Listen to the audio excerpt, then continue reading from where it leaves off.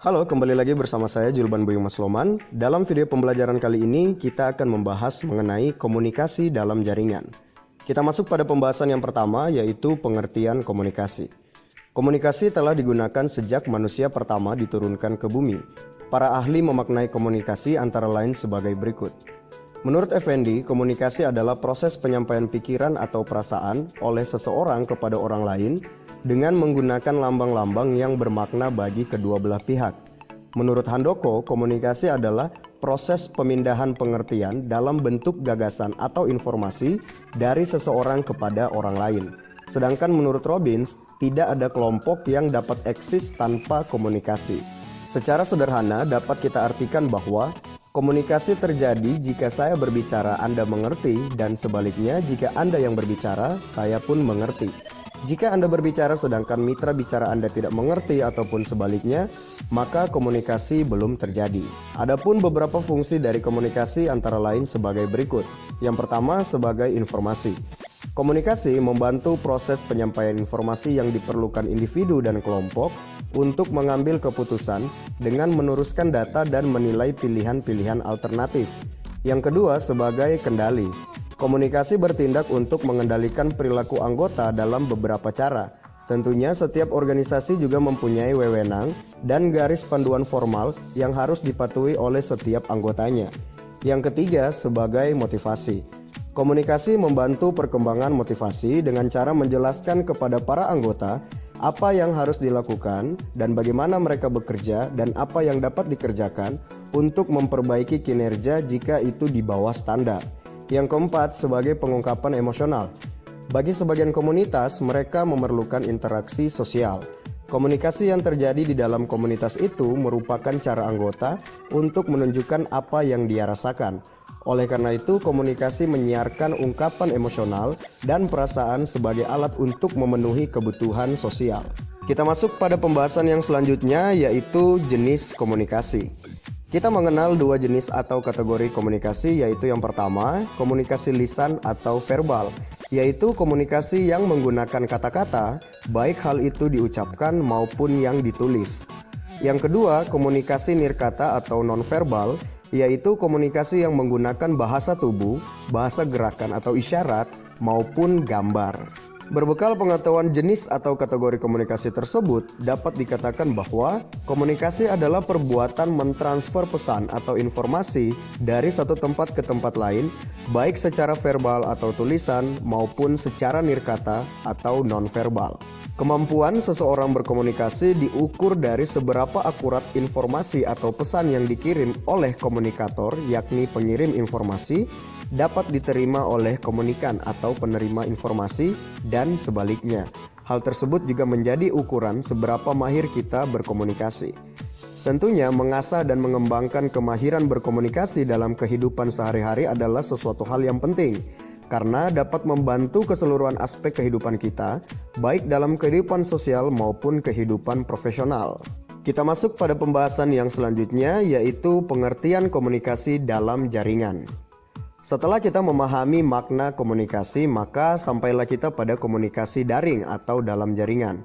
Istilah komunikasi daring ini mengacu pada membaca, menulis, dan berkomunikasi melalui atau menggunakan jaringan komputer. Dengan kata lain, komunikasi daring adalah cara berkomunikasi di mana penyampaian dan penerimaan pesan dilakukan dengan atau melalui jaringan internet. Komunikasi yang terjadi di dunia semu tersebut lazim juga disebut sebagai komunikasi di dunia maya atau cyberspace. Perkembangan pertama komunikasi daring dimulai pada tahun 1960-an ketika peneliti Amerika mengembangkan sebuah protokol yang memungkinkan mengirim dan menerima informasi atau pesan melalui komputer. Protokol tersebut dinamakan ARPANET yang diluncurkan pada tahun 1969. Komunikasi daring dalam dunia pendidikan mulai digunakan pada tahun 1980-an setelah pengembangan dan penyebaran komputer pribadi atau yang kita sebut dengan personal komputer.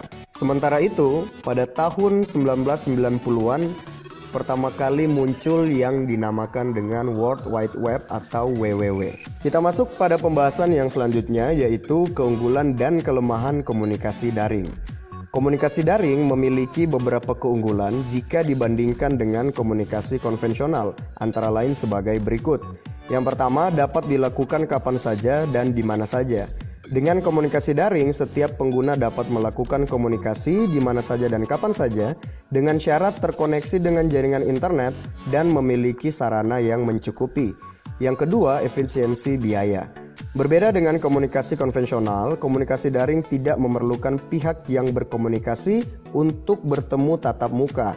Dengan komunikasi daring, Anda dapat menghemat biaya transportasi. Yang ketiga, efisiensi waktu. Komunikasi dapat dilakukan dengan cepat tanpa harus membuang waktu dengan melakukan sebuah perjalanan. Pesan komunikasi dapat disampaikan pada saat itu juga dalam hitungan detik, walaupun kedua belah pihak yang berkomunikasi tidak saling bertatap muka atau saling berjauhan. Yang keempat, terintegrasi dengan layanan TIK lainnya. Sambil melakukan komunikasi daring, Anda dapat memanfaatkan layanan TIK lainnya untuk mendukung pelaksanaan dan kelengkapan komunikasi tersebut. Contoh layanan yang dapat digunakan seperti berbagi layar, presentasi, dan dokumen. Yang kelima, meningkatkan intensitas berkomunikasi. Komunikasi daring juga mendorong orang yang biasanya diam di dunia nyata menjadi aktif saat berkomunikasi di dunia maya. Yang keenam, meningkatkan partisipasi. Dengan terbukanya jalur komunikasi, akan semakin banyak orang yang dapat berpartisipasi baik dalam sebuah diskusi maupun forum-forum yang ada di dunia internet. Nah, tentunya selain keunggulan, komunikasi daring juga memiliki beberapa kelemahan, antara lain sebagai berikut. Yang pertama, tidak mewakili emosi pengguna. Intonasi bicara, raut muka, gerakan tubuh merupakan hal yang relatif sulit untuk dipahami melalui komunikasi daring. Yang kedua, memerlukan perangkat khusus. Dalam pelaksanaannya, komunikasi daring memerlukan adanya hardware dan software yang tentunya dapat mendukung aktivitas kita di dunia internet. Yang ketiga, terlalu banyak informasi yang tidak penting. Dalam komunikasi daring, seringkali informasi yang didapat menjadi terlalu banyak sehingga membuat bingung si penerima. Yang keempat, menyita konsentrasi. Melakukan komunikasi daring tidak pada tempat dan waktu yang tepat dapat mengabaikan atau menunda hal penting lainnya. Kita masuk pada pembahasan yang selanjutnya, yaitu jenis komunikasi daring. Penggunaan jenis sarana komunikasi akan mempengaruhi keserempakan waktu ataupun komunikasi. Dari sini terdapat dua jenis komunikasi daring. Yang pertama adalah komunikasi daring sinkron atau serempak. Komunikasi daring serempak atau komunikasi daring sinkron adalah komunikasi yang menggunakan komputer sebagai media yang terjadi secara serempak atau waktu nyata. Kata lainnya adalah real time. Contoh komunikasi sinkron antara lain sebagai berikut. Yang pertama adalah text chat, yang kedua video chat. Jenis komunikasi yang selanjutnya adalah komunikasi daring asinkron atau tidak serempak. Komunikasi daring tak serempak atau asinkron adalah komunikasi menggunakan perangkat komputer dan dilakukan dalam waktu tunda atau delay.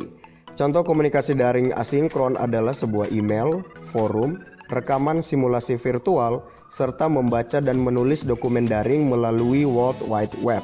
Pembahasan yang selanjutnya adalah komponen pendukung komunikasi daring. Terdapat beberapa komponen yang harus tersedia sebelum komunikasi daring dapat dilakukan. Komponen-komponen tersebut dapat kita kelompokkan menjadi 3 bagian. Yang pertama adalah komponen perangkat keras atau hardware.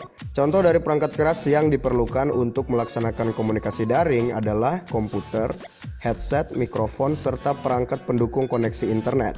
Yang kedua, komponen perangkat lunak atau software. Contoh software yang biasa digunakan dalam pelaksanaan komunikasi daring antara lain Skype, Facebook, Google+, WhatsApp, dan lain-lain sebagainya. Komponen yang ketiga adalah komponen perangkat nalar atau brandware.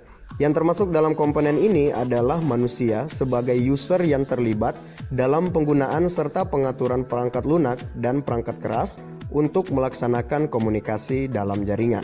Itulah pembahasan mengenai komunikasi dalam jaringan, dan sampai di sini dulu video pembelajaran kali ini. Sampai jumpa pada video-video pembelajaran selanjutnya. Sekian dan terima kasih.